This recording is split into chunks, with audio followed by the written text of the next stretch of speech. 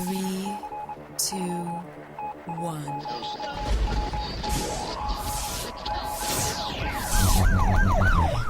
We'd like to welcome you to another edition of Grok Talk, brought to you by New Hampshire's leading conservative blog site, granitegrok.com. We are your feared extremist, right-wing, hard-charging, gun-toting, opinionated, outspoken, rabble-rousing, letter-writing, radio microphone stomping conservatives and rational libertarians. So get ready for more news and opinion you could only get from granitegrok.com. Grok Talk. Welcome to Grok Talk for, hey, he got the live stream up just in time. April 18th, 2015. Everybody's in New Hampshire this week for the First in the Nation Summit. Tomorrow is the 603 Alliance. It's a grassroots deal, and we're going to be there live, and we're going to be doing the program. We have Max Abramson here to talk about changes in his case. He just walked in the door. Skip Murphy, of course, is with us. Mike Rogers is at the end of the table. Carly Fiorina will be our guest today on the phone for a short segment. And we're going to try to get Kevin Bloom on the phone as well. Plenty to talk about, all kinds of things going on. Let me turn Mike's mic on before he tries to say anything.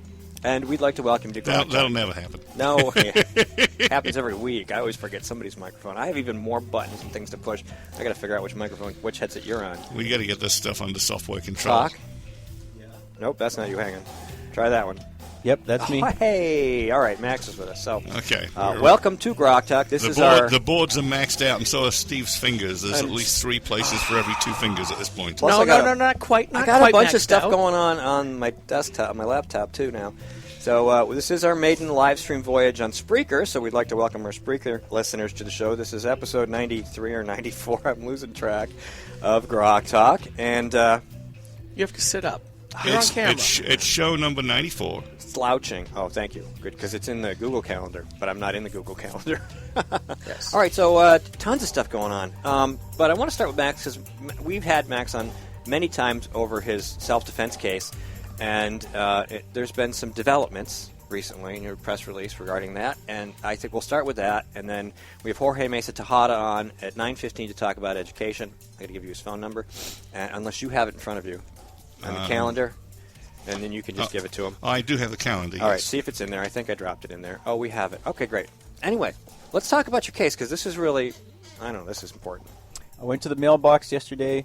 The mailbox was stuffed, and there was finally a response from the Rockingham Superior Court, and the judge denied every single issue that I brought up asking for a new trial, except for one.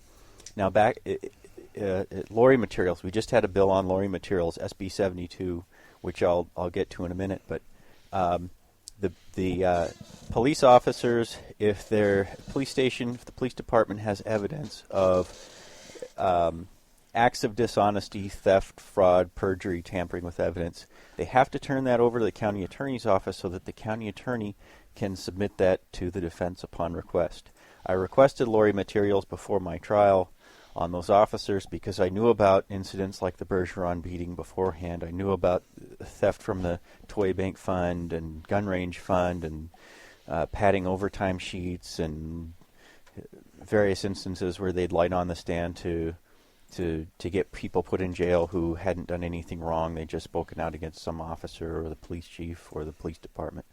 And so I put in a request for Laurie Materials, and the county prosecutor, Patricia Conway, who's now county attorney, unfortunately, and she's been nabbed for firing Bouchard, who blew the whistle on the fact that she was using her position as assistant county attorney to bury Laurie Materials for her husband.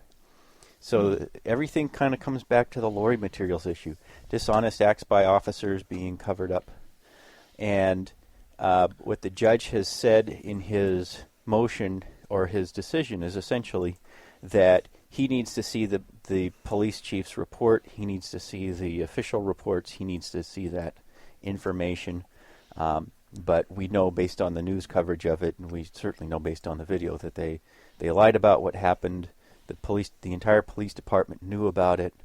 2 of the officers were fired. One's being prosecuted right now. And the other officer is actually suing the town of Seabrook to get his job back. Or not to get his job back, I think just to get back pay. I don't think he even wants his job back. But now everyone in town wants him gone because Once this case came out, once that video came out, and he had to be put on paid administrative leave, which is essentially a very long 6-month paid vacation. A lot of other instances where Officer Laurent, who's the cop who's looking up at the camera smiling, there are instances where he's kicked people in the groin and done other terrible things to people, and this is unfortunately turns out to have been a very long pattern of abuse by some of these officers. Karma. Comes back to get you. Yes. When you're good to people, oftentimes it can rebound for the good for you. And when you're bad, it's lights out. The downside is we just had a Republican, his work schedule changed, Republican from my district, Dennis Sweeney, who I thought was a very good Republican, but his work schedule changed and he was not able to make it up to the State House, so he did the honorable thing. He's resigning. Unfortunately, that means that we now have a special election, and once again, Mark Preston, the Seabrook officer who was a drunk driver for many years, finally got caught. He crashed into a parked Kia, hit it so hard that he rammed it into another parked vehicle and sent both drivers to the hospital with injuries. And then he threw his badge onto the passenger seat and walked away and stumbled back towards Seabrook. And he was the one who was on the news arguing with other police officers who were arresting him, saying, "You're going to ruin my career? What about the Brotherhood? If this were Seabrook, we'd take care of you guys." If we were in Seabrook, we'd be taking care of you guys. Well, there's sort of the mask dropping from the face. He confirms what a lot of people oftentimes think, that the police will protect each other. It is a brotherhood, and they do a bad job. It's a bad job a lot of times, dealing with basically the riffraff and the worst of society. You can become a little jaded. I can understand. But, that doesn't mean that you get to do that. Those kinds of things where he could say, if this was in Seabrook, we would protect you.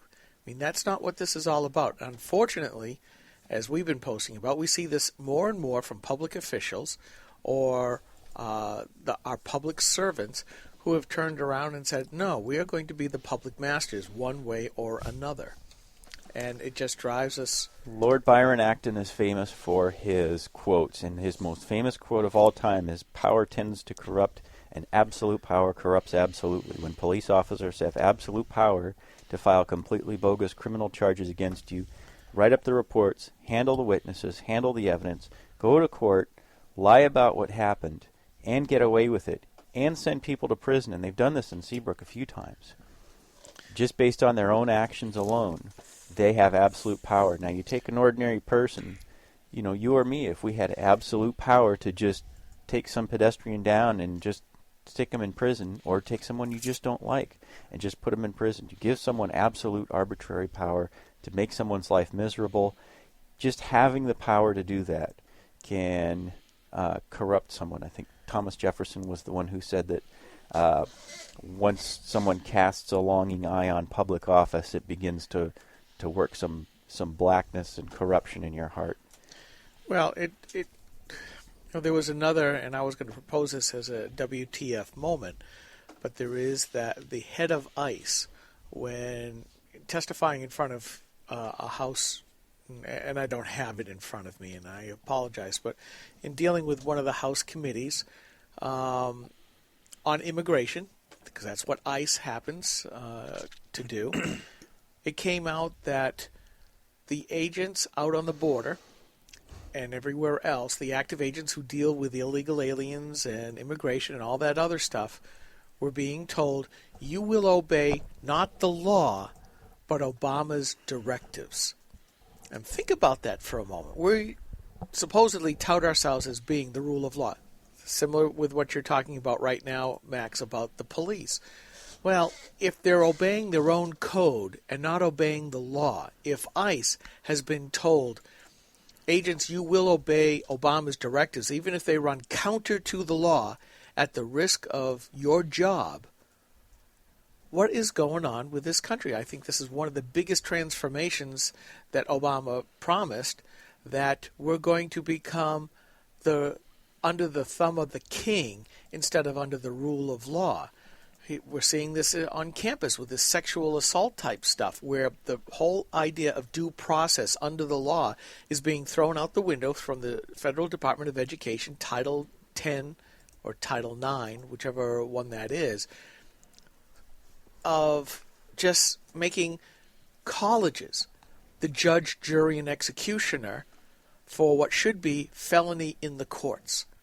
So, this is just one more linchpin, Max, that you're bringing to us. Now, there's another issue that I brought up, which was ineffective assistance of counsel. One of the things that my attorney did not do was demand a probable cause hearing. He waived it. Now, normally, if you waive your probable cause hearing, you're waiving it with the prosecutor in exchange for an agreement to get the police reports and photos and everything that they have in discovery. And it turns out it is catastrophic if you do not get access to that, and it certainly was catastrophic in my case. My attorney just, on his own, Adam Mackler, decided to just waive the probable cause hearing. Now, there's a bill that I testified on. No, I didn't testify. I sent the message in. They asked people to just send their testimony in writing, so I did.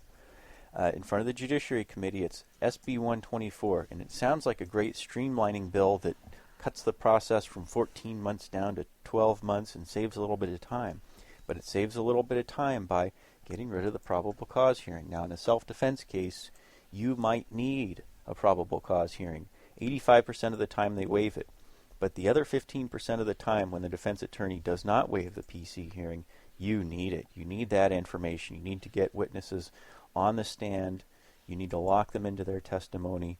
You need to get the transcript from that and introduce it at trial to show, look, this witness is changing their story. Here's why. Then they talk to their own attorney. They talk to other criminals in their little gang. They came up with their own little story. They changed their story because of this or that. You need to have that probable cause hearing. In a self-defense case, it's absolutely critical. And what they're talking about is leaving the decision up to the judge. So it's called Felonies First, SB 124. If it passes in its current form, the judge can just say, well, I don't think we need a PC hearing in this case. So the main intent is to start felony processes, since they're going to go to the Superior Court anyway, started in the Superior Court, which makes sense in most of the state. The problem is, it works. I'm sure it would work fine for Hillsborough or Strafford County. It doesn't work very well in rural counties, Cheshire or Coos County, because it's too long a drive for these small police departments to go all the way to the Superior Courthouse just for a PC hearing. But the problem is, the judge can just say, well, I don't believe in PC hearings, so you're not going to get one.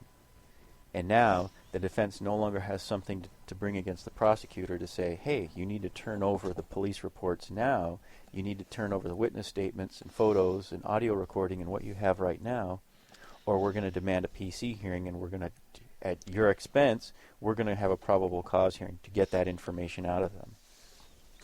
All right, we are ready to call Jorge. Max is staying with us because we want to keep talking about this, but we have a couple of guests we're going to squeeze in. Jorge Mesa Tejada is going to give us an education update. You have the number?